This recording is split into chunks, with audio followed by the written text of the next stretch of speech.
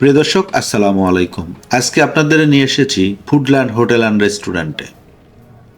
এই রেস্টুরেন্টের নান রুটি অত্যাধিক মজাদার। সেই নান রুটিটাই আপনাদেরকে বানানো থেকে খাওয়া পর্যন্ত দেখাবো। আর এই ফুডল্যান্ড হোটেলের ঠিকানা আমতলী বন্দর, শিবগঞ্জ, বগুড়া। কারিগর খুব যত্ন সহকারে নান রুটিটা তৈরি করতেছেন। এবার চুলাতে দেওয়ার পালা। চুলোতে দেওয়ার আগে নান রুটিটার সুন্দর একটা শেপ দেওয়ার জন্য হাতে বাড়ি দিয়ে নিচ্ছে। এবার চুলোতে দিচ্ছে।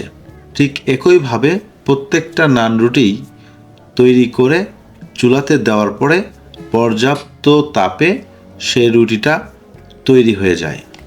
বর্তমান যুগে নান রুটিটা একটা মুখরোচক সুস্বাদু খাবার, আর এই খাবারটা সব জায়গায় পাওয়া যায় না।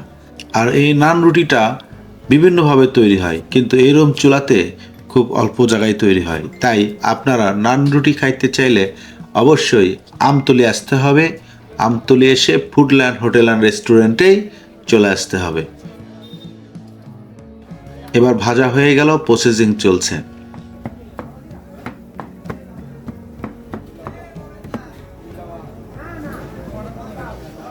প্রতিদিন তো আমি ঝাল কিছু দিয়ে খাই, যেমন মুরগি দিয়ে খাই কিংবা ঘাটি দিয়ে খাই, কিন্তু আজকে আমি টেস্ট করব মিষ্টি কিছু দিয়ে।